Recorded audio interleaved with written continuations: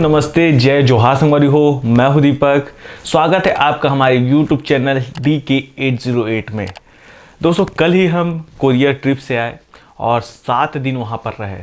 मात्र 2500 रुपये में कोरिया में 7 दिन तक हम लोग रहे और बहुत सारे टूरिस्ट प्लेसेस को घूम कर आए। तो कैसे हम लोग 7 दिन का ट्रिप किए और कितना खर्च आया, कहाँ रुके, कहाँ खाना खाए और क्या क्या खर्च हुआ, इस वीडियो में मैं आपको बताऊंगा। तो चलिए शुरू करते हैं इस वीडियो को। कोरिया जाने के लिए मैंने पहले प्लान बनाया कि हम लोग कहाँ कहाँ घूम सकते हैं, कौन कौन सी जगह है और कहाँ कहाँ जाना चाहिए। मेरा मेन फोकस था सीतामढ़ी हरचौका, क्योंकि मैं रामकमल पथ मार्ग पर वीडियो बना रहा था, तो उस पर वीडियो मेन बनाना था। और इसके अलावा वहाँ पे बहुत सारे वाटरफॉल है, जैसे रमदहा वाटरफॉल के बारे में बहुत सुना था, गौर घाट के बारे में बहुत सुना था, और अमृतधारा जलप्रपात तो पहले से ही फेमस है। तो ये वाटरफॉल पहले ही बहुत से लोगों ने कमेंट किया था कि इस पर वीडियो बनाई है, और सबसे अधिक कमेंट जो आया था वो था बालम घाटी के ऊपर। तो बालम घाटी का वीडियो भी बन चुका है, तो वो वीडियो भी जल्दी आएगा। दोस्तों, कोरिया जाने के लिए मैंने दोस्त लोगों से पूछा और 3 लोग एग्री हुए। पहला कौशल भाई हैं, फिर लोकेश और मैं, ये 3 लोग मिलके प्लान बनाया। तो लोकेश भाई और मैं तो बिलासपुर में ही रहते हैं, कौशल भाई रायगढ़ में रहते हैं। तो प्लान किए कि कैसे जाएंगे करके। बाइक से उतना दूर जाना पॉसिबल नहीं था, तो कौशल भाई के पास कार था, तो हम लोग बिलासपुर से रायगढ़ गए। पहला दिन हमारा बिलासपुर टू रायगढ़ ट्रेवल करने में लग गया। जैसे ही हम रायगढ़ पहुँचे, तो रायगढ़ जाने के बाद हम पूरे कोरिया में कहाँ कहाँ घूमेंगे, कहाँ पहले जाएंगे, ये सब चीज़ को पहले प्लान कर लिए। तो जब भी आप भी कहीं घूमने के लिए जाते हैं तो पहले प्री प्लान कर लीजिए कि कहाँ कहाँ जाना है, कितना टाइम आपको देना है, तो उस अनुसार आप अपने टाइम को मैनेज कर सकते हैं। डे 2 को हम रायगढ़ से कोरबा होते हुए, हम बैकुंठपुर होते हुए हम सोनहत गए।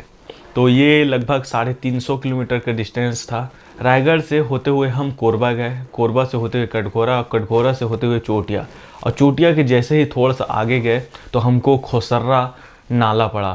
तो खोसर्रा नाला के पास हम रुके थे, देखे वाटरफॉल का आवाज़ आ रहा है। जैसे ही नीचे गए तो 2 वाटरफॉल मिला, खोसर्रा वाटरफॉल और दूसरा तिलिन वाटरफॉल। तो इस दिन हमारा कोई प्लान नहीं था कि हम कोई वीडियो बनाएं, पर हमको एक वीडियो मिल गया खोसर्रा नाला और तिलिन वाटरफॉल का। तो उसके बाद डायरेक्ट हम लोग बैकुंठपुर होते हुए सोनहत गए।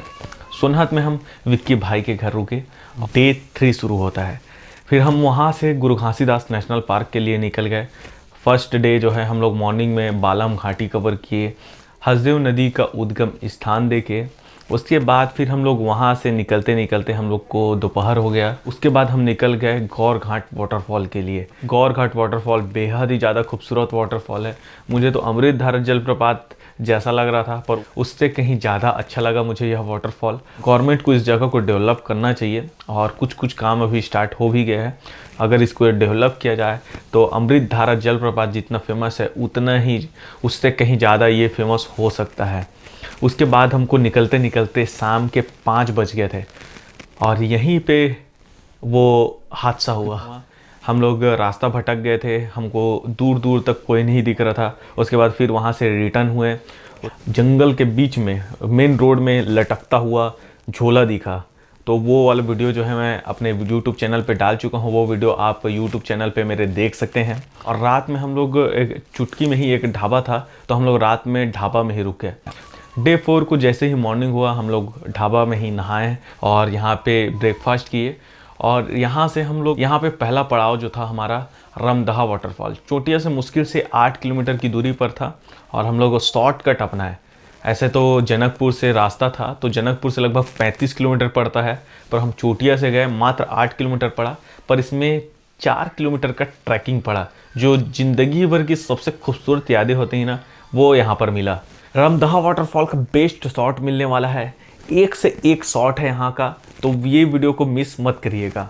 हम लोग डायरेक्ट पहुँचे सीतामढ़ी हरचौका, और यहाँ से लगभग 35 से 40 किलोमीटर हम लोग को सीतामढ़ी हरचौका पड़ा। और जाते जाते हम लोग को शाम हो गया था। सीतामढ़ी हरचौका किए, जो हमारा छत्तीसगढ़ राम वनगमन पथ मार्ग का जो मेन वीडियो था, वो इसको ही कवर करने के लिए हम कोरिया आए थे। सीतामढ़ी हरचौका को कवर करने के बाद हम निकल पड़े जनकपुर के लिए, क्योंकि सीतामढ़ी में कोई स्टे करने का जगह नहीं था। तो हम लोग जनकपुर गए।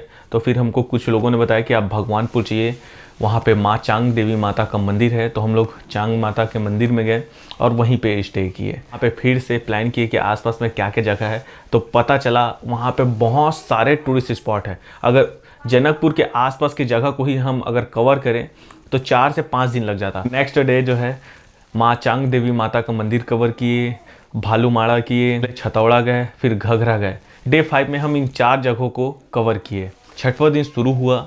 छठवें दिन को भी हम चांग माता मंदिर में ही रुके और हम लोग फिर से रायगढ़ के लिए निकले, क्योंकि हमको सीतामढ़ी हर चौका ही मेन करना था और एक सप्ताह हो गया था, पैसा भी ख़त्म हो गया था, तो हम लोग को घर जाना था। तो हम लोग डायरेक्ट रायगढ़ के लिए निकले। छठवें दिन में हम लोग कुछ ऐसा कवर करने का कुछ सोचे नहीं थे, पर छठवें दिन में हम अमृतधारा जलप्रपात गए। इसका भी बहुत ही बेहतरीन ड्रोन शॉट जो है आपको देखने को मिलेगा। फिर वहाँ से हम लोग रायगढ़ गए। भगवानपुर से रायगढ़ की दूरी लगभग 350 किलोमीटर का है। जब हम लोग यहाँ से रायगढ़ से हम लोग सोनहत आए थे तो वो भी लगभग 350 किलोमीटर की दूरी था, और बिलासपुर से हम लोग रायगढ़ गए थे वो 160 किलोमीटर की दूरी था। तो हम लोग ओवरऑल लगभग 1500 किलोमीटर जो है हम लोग ट्रैवल किए। दोस्तों इस तरह से 7 दिन का जो टूर था वो ख़त्म हुआ। दोस्तों कोरिया आप कैसे पहुंच सकते हैं उसके बारे में मैं आपको बता देता हूं। तो दोस्तों अगर आपको कोरिया आना है तो आप बाई प्लेन भी आ सकते हैं। तो यहाँ का सबसे नियरेस्ट जो हवाई अड्डा है वो रायपुर में है, तो वो लगभग यहाँ से 250 किलोमीटर दूर है। तो आप यहाँ से बाई प्लेन भी जो है आ सकते हैं। रायपुर हवाई अड्डा है। अगर आपको ट्रेन से आना है तो रायपुर बिलासपुर से आपको चिरमिरी बैकुंठपुर के लिए आपको ट्रेन मिल जाएगा, और बस से आना है तो पूरे छत्तीसगढ़ के हर जगह से आपको चिरमिरी बैकुंठपुर के लिए आपको बस मिल जाएगा। रोड अगर बाई रोड आना चाहते हैं बाइक या कार से तो बीच बीच में थोड़ा सा रोड ख़राब है, बाकी आगे का जो रोड है, अंदर का जो रोड है वो एकदम मक्खन है, बहुत ज़्यादा अच्छा है। और हम लोग जितने भी जगह अंदर में गए घूमने के लिए, रोड सब जगह का बहुत ज़्यादा अच्छा है। और खाने के लिए अमृतधारा जलप्रपात के आसपास में खाने के लिए सारी चीज़ें उपलब्ध है। बाकी जितने भी टूरिस्ट स्पॉट है वहाँ पे आपको खाने के लिए नहीं मिलेगा। तो जो मेन सिटी से आप बालम घाट जाते हैं तो सोनहत के पास में ही, सोनहत में ही जो आपको होटल रूम्स लॉज जो है वो आपको यहीं पे मिलेगा। और बाकी भी जितना टूरिस्ट स्पॉट है जैसे सीतामढ़ी जो है, सीतामढ़ी हर चौका है, घघरा है, छतौड़ा है, तो उसके आसपास में कोई जगह रुकने के लिए नहीं है। सामुदायिक भवन बस है, तो अगर आप सामुदायिक भवन में रह सकते हैं तो सामुदायिक भवन में रह सकते हैं।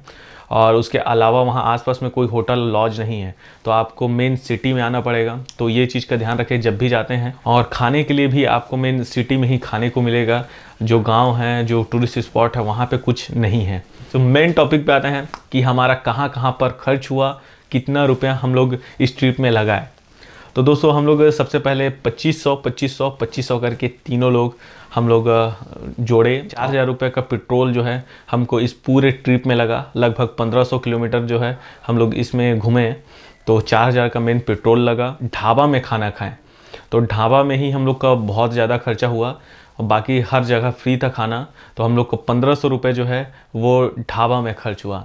उसके अलावा हम लोग बीच में सफ़र के लिए हम लोग बिस्किट है, मिक्सचर है, चिप्स है वो लिए थे, तो वो खर्चा जो है लगभग 500 रुपये उसका खर्च हुआ। जो 500 रुपये था वो टोल टैक्स में, और जो हम लोग गुरु घासीदास राष्ट्रीय उद्यान के अंदर गए थे और कुछ जगह पार्किंग का ऐसा लगा, तो वो 500 रुपये ऐसे खर्च हुआ। कम बजट में आप घूमना चाहते हैं तो दोस्तों ग्रुप में घूमने के लिए जाएँ, जिससे क्या है आपका जो पैसा बजट है वो बहुत ज़्यादा कम हो जाएगा। तो हम लोग ये ट्रिप इसीलिए प्लान किए थे कि हमारा जो बजट है वो आधा हो जाए, क्योंकि मैं अकेले जाने का सोच रहा था। तो वहाँ पे अकेले जाता तो लगभग 4 से 5 हज़ार रुपये खर्चा हो जाता। ग्रुप में गए थे तो हम लोग को मात्र 2500 लगा। 7500 में हम लोग 7500 में मतलब हम लोग पूरा कोरिया घूमे, 7 दिन तक घूमे और एकदम बेहतरीन घूमे। ये जैसे स्टे के लिए हम लोग ढाबा में भी रुके, हम लोग मंदिर में भी रुके, और हम लोग दोस्त के घर रुके।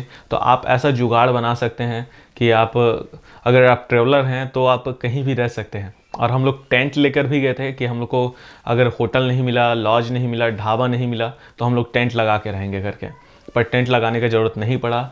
वैसे ही खाने के लिए जो है हम लोग मंदिर में, सामुदायिक भवन में खाना खाए, तो हमारा जो मेन खर्चा जो आया वो है पेट्रोल का। तो इस तरह से हम लोग 7 दिन का टूर जो है मात्र 2500 रुपये में, यानी पर हेड 2500 रुपये में किए, और पूरे ग्रुप में 7500 रुपये लगा। तो ये ट्रिप मात्र 2500 में हुआ, जो मुझे अब तक का सबसे कम बजट में हम लोग ट्रैवल किए। दोस्तों कोरिया सीरीज़ का पूरा वीडियो अब लगातार हमारे यूट्यूब चैनल पे आएगा, तो हमारे साथ बने रहें। दोस्तों अगर अभी भी कोई क्वेश्चन आपके दिमाग में है तो मुझसे कमेंट करके पूछ सकते हैं, या और भी कुछ जानकारी आपको चाहिए ट्रैवल के दौरान हमें क्या खर्चे करना चाहिए, कहाँ रुकना चाहिए, कैसे हमें पैसा मैनेज करना चाहिए, तो इससे भी रिलेटेड अगर कुछ वीडियो चाहते हैं तो मुझे कमेंट करके ज़रूर बताएं। दोस्तों आज का वीडियो हम यहीं पे ख़त्म करते हैं। आशा करता हूँ आपको ये वीडियो अच्छा लगा होगा। अगर अच्छा लगे तो वीडियो को लाइक कर दें, शेयर करें अपने दोस्तों के बीच, अपने फैमिली के बीच। हमारे चैनल को सब्सक्राइब करना ना भूलें, बेल आइकन को भी दबा लें। जल्दी मिलते हैं नेक्स्ट वीडियो में, तब तक के लिए जय जोहार, जय छत्तीसगढ़, जय हिंद।